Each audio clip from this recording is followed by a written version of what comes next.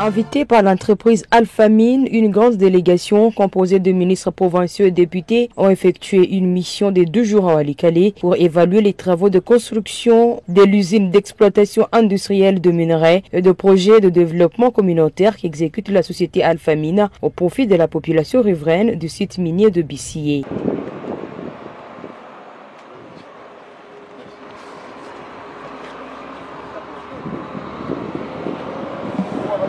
Welcome on board.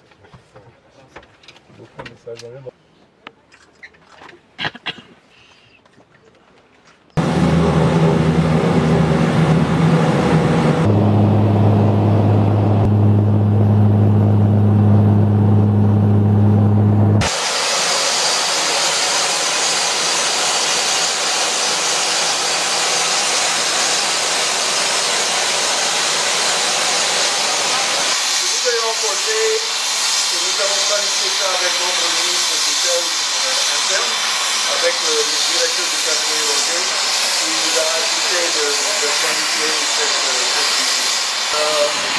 J'invite les gens pour indiquer où sont vos vies pendant aujourd'hui et demain. Après les honneurs de la police de mine déployée à Walikale et l'accueil de la délégation par les directeurs généraux de l'entreprise Alphamine à l'aéroport de Kokoli, un aérodrome construit sous les fonds de l'entreprise, la délégation s'est dirigée à Bissié où la société Alphamine est en train de construire une usine d'exploitation industrielle de minerais pour évaluation. Nous avons été invités par l'entreprise minière Alphamine. C'était pour venir constater les avancées significatives qu'ils ont déjà réalisées depuis qu'ils ont commencé les travaux d'exploration et maintenant d'extraction minière au niveau de leur site de Bissié.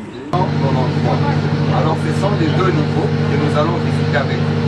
Il y a encore un autre niveau 678 et nous avions déjà commencé le niveau 663. Maintenant, le projet de cette mine peut aller jusqu'à 20 niveaux plus bas. Avant de vous expliquer, on va commencer par vous habiller selon les instructions de la mine.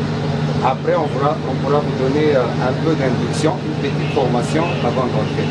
Alors, il y a 3 listes sur lesquelles vous allez y mettre votre nom et votre signature. Avant une visite guidée dans les tunnels, les techniciens de Alphamine ont pris soin de briefer toute la délégation sur comment l'on marche dans cette labyrinthe souterraine en chantier en toute sécurité. Pour affronter la profondeur d'environ 60 mètres dans le sous-sol, il faut avoir des équipements appropriés, notamment le bottes, casque de sécurité, gilet réflecteur, lampe torche, boîte d'oxygène. Concrètement, notre visite a été répartie à 3 groupes. La première visite, c'était d'abord la visite au niveau des tunnels d'extraction de minerais, où nous avons été vraiment impressionnés de ce qui est en train de se faire là-bas. Quand vous êtes dans ces tunnels, vous voyez carrément là les mines de l'Afrique du Sud, les mines des pays étrangers. Et les travaux sont déjà très avancés avec des contours énormes là-dedans. On peut faire certains parcours à gauche, à droite, comme des va et derrière. C'est vraiment une exploitation qui a réellement atteint son point culminant. Et maintenant, ils pourront commencer à exploiter le minerai sans beaucoup de peine. Pendant 1 heure, les membres de la délégation ont non seulement évalué, mais aussi découvert l'évolution des travaux de la profondeur du sous-sol, guidés par les ingénieurs en charge de la construction de ces gigantesques ouvrages souterrains qui fera la merveille de l'exploitation industrielle de minerais à Bissié dans un proche avenir.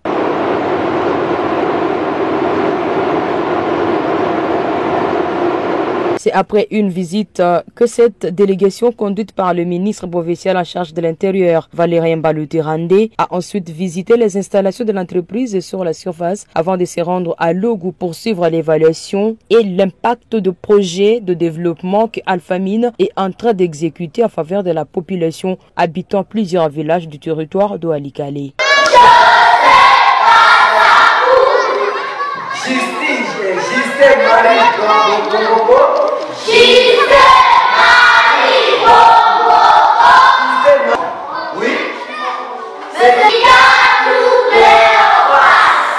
Tous ces projets résultent d'une concertation entre les services de développement et la société Alpha Mine et les communautés de plusieurs villages de Walikale dans l'objectif de relèvement socio-économique de la communauté riveraine du site minier de Bissié. C'est à ce titre que la délégation a tour à tour visité les infrastructures construites, mais aussi de projets de petites et moyennes entreprises exécutés au profit des habitants de Walikale. Vous devez comprendre, en 2016, nous avons eu un protocole d'accord avec la communauté afin d'apporter un fonds qui était convenu dans le protocole d'accord. Et je pense que ce n'est pas un secret.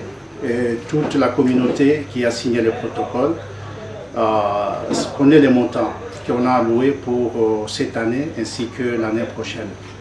Et cela, c'est en rapport avec le règlement minier qui veut à ce que toute entreprise puisse apporter un soutien auprès de toutes les communautés qui vivent autour de la mine. Et par rapport à notre approche, nous avons sélectionné 44 villages et aujourd'hui nous avons ajouté 4 autres qui nous fait au total environ 48 villages que nous avons autour de la mine. Tous ces projets sont entièrement financés par Alpha Mine et gérés par une association locale dénommée Alliance Loa qui collabore avec l'entreprise Alpha Mine afin d'assurer la traçabilité de fonds alloués dans les projets. Et cela, il y a de l'avantage parce que nous payons directement toute cette production afin de permettre à ce que la coopérative que nous sommes en train de mettre en place puisse commercialiser cela. Et comme l'entreprise est ici, c'est aussi une débouchée pour tous les producteurs locaux qui sont déjà regroupés. Et avec ces regroupements, c'est pour faciliter aussi les achats. Et à part le riz, nous avons aussi la production d'huile de palme.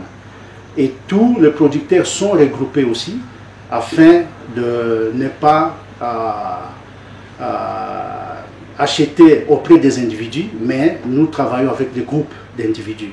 Le ministre provincial de l'Intérieur du Nord Kivu n'a pas caché sa satisfaction car le projet visité rencontre le besoin de population mais aussi ramène la population vers une prise en charge pour une stabilité dans cette région jadis déstabilisée. À côté de l'aérodrome déjà construit par Alpha Mine, Valérien Baloutirande suggère que des routes soient aussi programmées dans d'autres projets afin de désenclaver totalement le territoire de Walikale. Nous demandons seulement, et nous avons discuté longuement avec le directeur général de Alpha Mine, pour que nous puissions mettre les efforts ensemble afin que la route Sac-Masisi-Walikale soit ouverte. Il y aura déjà des aérodromes, mais ce n'est pas tous les paysans de Walikale qui pourront monter dans un avion. Donc c'est tout ce que nous avons encore comme négociation à faire entre le gouvernement provincial et l'entreprise Alpha Mine pour que nous puissions entretenir, donc réhabiliter, entretenir cette route Sac-Masisi-Walikale.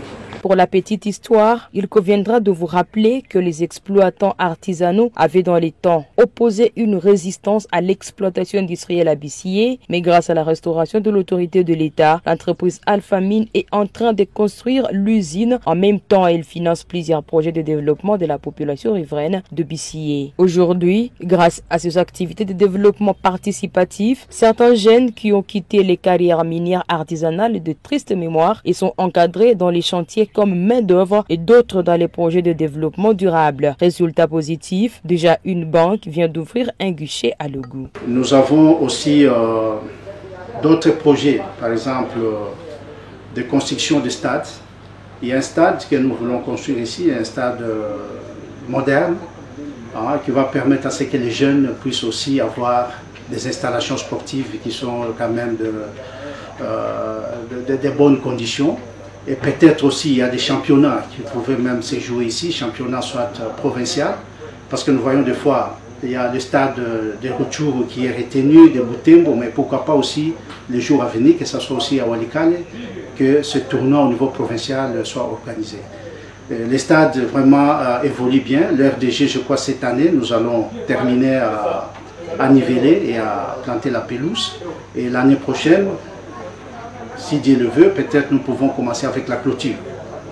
Alors, ce sont des projets que nous avons mis en place dans le cadre de promotion de la jeunesse. Alors, il y a aussi le programme que nous avons de prendre en charge des équipes championnes ici, parce que tout ça, ce sont a des activités qui cadrent avec la jeunesse. Il y a les 2 équipes qui sont qualifiées ici à Walikale, le champion et le vice-champion. Ils se rendent à Goma pour participer au championnat provincial et ils sont pris en charge par l'entreprise pendant tous leurs séjours qui sont là.